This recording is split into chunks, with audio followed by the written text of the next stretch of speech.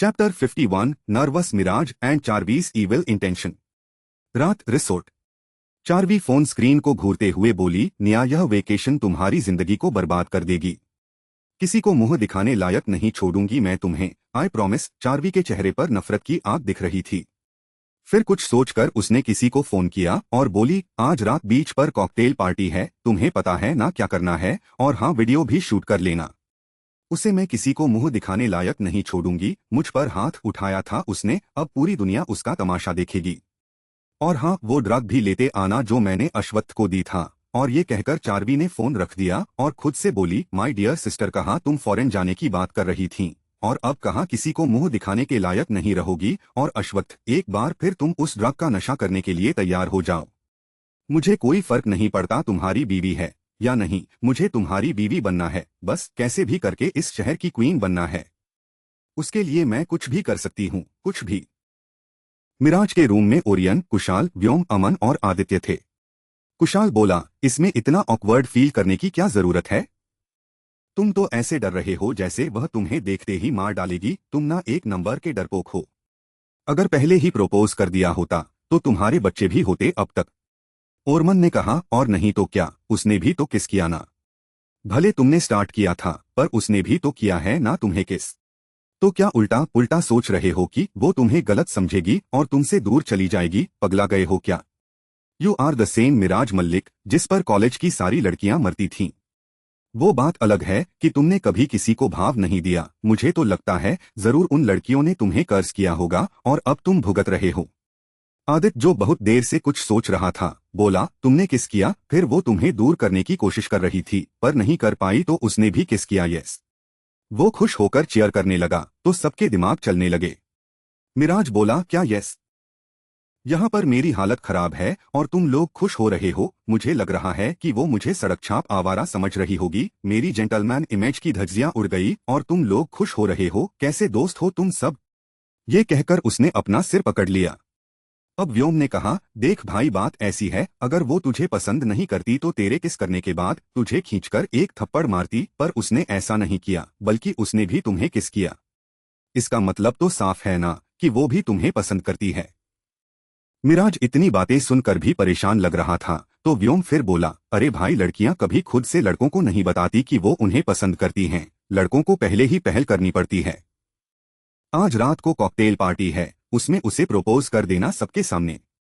मिराज कुछ देर के लिए चुप खड़ा सबको देखता रहा और फिर वो बोला, मैं समझ गया, तुम सबके सामने मेरी बेइज्जती करवाना चाहते हो। उसके इस जवाब से आदित्य चिढ़ के बोला, बेइज्जती कैसे होगी? अपनी आंखें चढ़ाते हुए मिराज ने जवाब दिया, अगर सबके सामने उसने मुझे रिजेक्ट कर दिया तो मेरी फुल बेइज्जती हो जाएगी ना। मैं अपने दिल को टूटते नहीं देख सकता।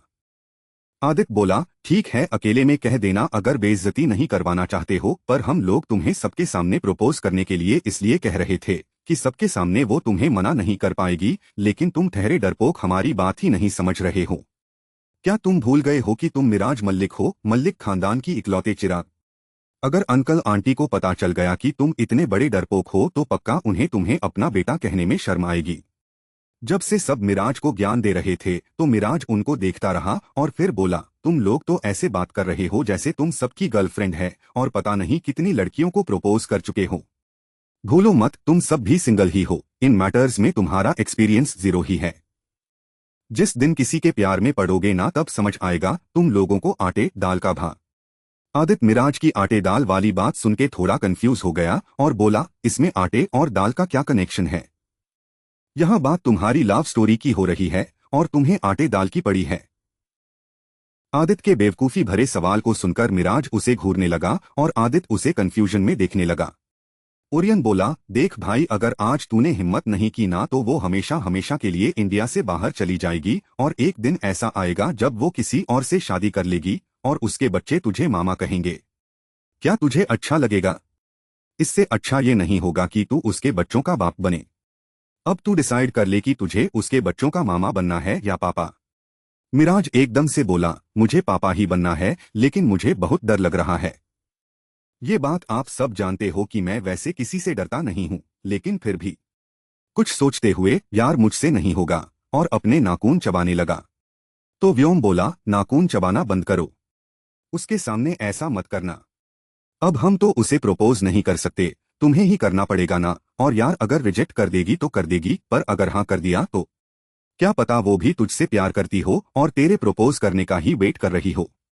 समझो वो थोड़ी अश्वत्थ टाइप की है, रिजर्व्ड और कम बोलने वाली, वो किसी से कुछ नहीं कहती। ओरियन बोला, और अश्वत्थ को देखो कैसे प्यार मिलने के बाद उसकी लाइफ बदल गई है। अश्वत्थ को अब ऑफिस से घर जाने की जल्दी रहती है।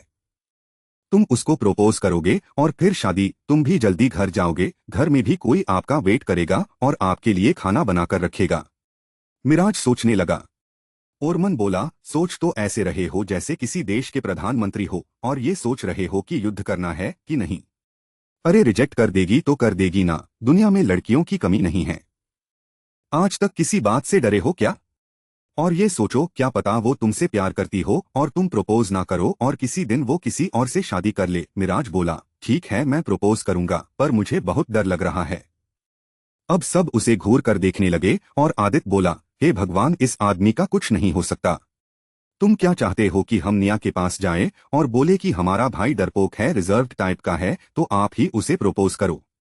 यार तुम्हें पता है निया कैसी है, किसी को कुछ नहीं बताती, तुम्हें क्या बताएगी। तभी आरा आ गई और बोली, कब प्रपोज कर रहे हो भाई? तो मिराज बोला, आज रात, पर सच में मुझे बहुत डर लग रहा है। क्या करूं, मेरा फर्स्ट टाइम है। अब सब उसे धमकी देने वाले नजरों से देखने लगे। आरा बोली, अरे भाई निया कोई चुड़ैल नहीं है जो आप इतना डर रहे हो। इंसान ही है, आपको निया को प्रपोज करना ही पड़ेगा, वरना सोच लो मैं आपसे कभी बात नहीं करूंगी। तो व्योम बोला, करेक्ट, हम भी नहीं करेंगे तुझसे बात। तो मिराज बोला, यार तुम लोग मुझसे दुश्मनी निभा रहे हो क्या? ठीक है मैं प्रपोज कर लूंगा, पर तो उर्मन ने बीच में ही उसकी बात काटी दी और बोला, पर वर कुछ नहीं, हम लोग सब सेट कर लेंगे, बस तुम लाल गुलाब लेकर प्रपोज करने की प्रैक्टिस कर लो। अगर लाल गुलाब नहीं दे सकते तो आई लव यू कहकर डायरेक्ट किस भी कर सकते हो। जितनी आसानी से ओरमन ने प्रपोज करने का स्टाइल बताया था, ये उतना आसान मिराज को लग नहीं रहा था। मिराज उसे घूर कर देखने लगा। यह सुनकर सब लोग हंसने लगे और आरा बोली, वैसे बुराई नहीं है, यह आइडिया काम आ सकता है। तो मिराज बोला, अगर तुम लोगों की सुनी ना मैंने तो कर लिया मैंने प्रपोज, और कर ली उसने हाँ। ये प्रपोज करने के आइडिया तुम अपनी लव स्टोरी में यूज करना, मैं खुद सोचता हूँ कि मैं कैसे अपनी बात कहूंगा। और ये कहकर कमरे से बाहर चला गया और इत्तेफाक से कॉरिडोर में निया और वो आमने सामने आ गए। दोनों एक दूसरे को देखकर एकदम से घबरा गए। मिराज सीधे वापस रूम में भाग कर आ गया और बाकी सब लोगों से टकरा गया जो उसके रूम से बाहर निकल रहे थे।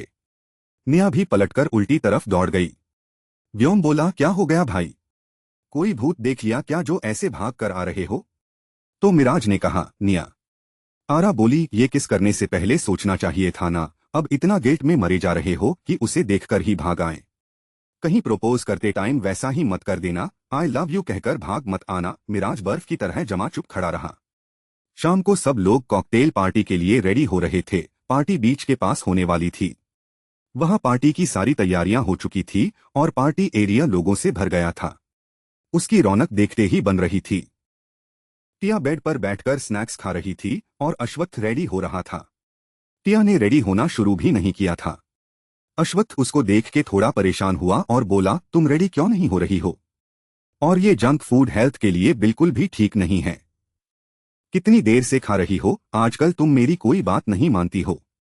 तो टिया बोली, आप तैयार हो जाइए ना, बार बार एक ही बात बोले जा रहे हैं, मुझे पता है ये जंक फूड, पर ये मेरा फेवरेट है। आपको मेरे खाने से क्या दुश्मनी है? टिया के इस अजीब बिहेवियर से परेशान अश्वत्थ ने एक गहरी सांस ली और फिर अपना ब्लेजर पहनकर टिया के सामने जाके खड़ा हो गया और बोला, मैं रेडी हो गया हूँ, अब अगर तुम भी हो जाओगी तो बड़ी मेहरबानी होगी। तो टिया ने अश्वत्थ को देखकर अपने पास आने का इशारा किया। अश्वत्थ बेड के पास जाकर बोला, हाँ अब बोलो क्या हुआ, क्यों बुलाया? टिया ने उसे झुकने का इशारा किया। अश्वत्थ इस बात पर चिढ़ गया। टिया मुंह बनाते हुए बोली, आप तो ऐसे चिढ़ रहे हो जैसे मैं आपसे माफी मंगवा रही हूँ। बस झुकने के लिए तो कह रही हूँ, इतना भी नहीं कर सकते क्या? यहाँ पर कोई नहीं है जो आपको ऐसा करते हुए देखेगा, यहाँ सिर्फ मैं और आप हैं, डोंट वरी। तो अश्वत्थ झुक गया। टिया अपने दोनों हाथों से उसकी नजर उतारते हुए बोली, आप बहुत डैशिंग लग रहे हो। तो अश्वत्थ बोला, बस इतना ही, इतनी ही तारीफ? तो टिया मुंह बनाते हुए बोली, अब आप क्या चाहते हो कि बाल्टी भर भर कर आपकी तारीफ करूं? उस दिन तो आप मेरी तारीफ नहीं कर रहे थे, हाँ, पर मेरे करीब आने के लिए मरे जरूर जा रहे थे। साड़ी तक फाड़ दी। अब मैं आपकी तारीफ कर रही हूँ वो आपको कम लग रही है। अश्वत्थ ने इस बात के बारे में कुछ नहीं बोला और उससे ये पूछा, अब तुम तैयार होने का क्या लोगी? टिया बोली, 2 प्लेट मोमोस रेड चटनी के साथ। अश्वत्थ उसे घूरकर देखने लगा। टिया बोली, सामने मिरर को देखते हुए बोली, आप तो बन ठन कर तैयार हो गए हो, पर मैं क्या पहनूंगी? अश्वत्थ बोला, उसकी चिंता तुम मत करो, तुम्हारे लिए ड्रेस आ गई है। टिया खुश होते हुए बोली, सच में? अश्वत्थ ने टिया को प्यार से देखा और बोला, हाँ बाबा सच में, अब जाओ नहा कर आओ। टिया एकदम से मानो बच्चों जैसा बिहेव करने लगी और बोली, नहीं ऐसे नहीं, पहले ड्रेस दिखाइए। तो अश्वत्थ थोड़ा सा हैरान होते हुए बोला, ड्रेस देखकर क्या करोगी? टिया बोली, अगर मुझे पसंद नहीं आई तो। अश्वत्थ थोड़ा सख्त हो गया टिया का जवाब सुनकर और उससे घूरते हुए कहा, मैंने पसंद करी है और तुम्हें भी जरूर पसंद आएगी। मेरी चॉइस इतनी भी खराब नहीं है, अब जाओ नहाने। तो टिया का मुंह बन गया, पर अश्वत्थ ने इस बात पर बिल्कुल ध्यान नहीं दिया। टिया बाथरूम में चली गई और अश्वत्थ थोड़ा सा परेशान वही बिस्तर को देख रहा था जिस पर इधर उधर स्नैक्स पड़े हुए थे। अश्वत्थ खुद से बोला, ओह गॉड, सच में बच्ची ही है। अगर मेरे बच्चे हो गए तो मुझे बच्चों के साथ साथ इसे भी संभालना पड़ेगा। बच्चे भी बोलेंगे, डैडी पहले मॉम को संभालो फिर हमें संभालना। ये सोचकर अश्वत्थ हंस पड़ा। फिर अचानक से उसने कुछ सोचा और उसके चेहरे पर से वो हंसी गायब हो गई। उसकी आंखें छोटी हो गई, भौहें तन गई, माथे पर शिकन आ गई और एक बहुत ही सैड सा मूड उसके चेहरे पे झलकने लगा। उसके चेहरे पर एक अलग ही दर्द नजर आ रहा था, पर उसने खुद को संभाला। फिर स्नैक्स के पैकेट्स उठाए और बेड को साफ किया। फिर सब कुछ ठीक करने के बाद सोफा पर बैठकर अपने फोन में मेल्स चेक करने लगा। टिया जल्दी से नहाकर बाहर आ गई। उसने बस बाथरोब ही पहन रखा था और वो अश्वत्थ के सामने आकर बोली, मैं नहाकर आ गई, अब दिखाइए ड्रेस। तो अश्वत्थ ने उसे देखा और बोला, वो वहाँ टेबल पर रखी है। टिया खुशी से उछल पड़ी और अश्वत्थ की गोद में बैठ गई और उससे लिपट कर बोली, आप बहुत अच्छे हो, बहुत ही अच्छे हो। अश्वत्थ उसके शोल्डर पर अपनी उंगलियां चलाते हुए बोला, अगर तुम कुछ देर और ऐसे ही बैठी रहीं तो हम पार्टी में नहीं जा पाएंगे। तुम्हें पता है ना, तुम मुझे ऐसा करके इनवाइट कर रही हो। टिया उसे देखते हुए बोली, मैं आपको इनवाइट नहीं कर रही हूँ वो। तभी उनके रूम का दरवाजा खुला और हील्स की आवाज सुनाई दी। दोनों ने दरवाजे की तरफ देखा। चार्वी आई थी। वह बहुत हॉट एंड सेक्सी लग रही थी। उसने एक शॉर्ट ड्रेस पहन रखी थी जिसमें उसकी लंबी टांगे दिखाई दे रही थी। वह जानबूझकर वहां आई थी अश्वत्थ को रिझाने के लिए। जब उसने टिया को सिर्फ बाथरोब पहने अश्वत्थ की गोद में बैठे देखा तो उसका चेहरा सफेद पड़ गया। वह तो उन दोनों के बीच मिसअंडरस्टैंडिंग क्रिएट करने के लिए आई थी, लेकिन उसे क्या पता था कि उसे ऐसा कुछ देखने को मिलेगा। टिया अश्वत्थ के कुछ कहने से पहले ही बोली, आंटी क्या आपको पता नहीं है, किसी के रूम में आने से पहले डोर नॉक किया जाता है। आप में इतने भी मैनर्स नहीं है क्या? क्या आप हमारी प्राइवेसी डिस्टर्ब नहीं कर रही हैं?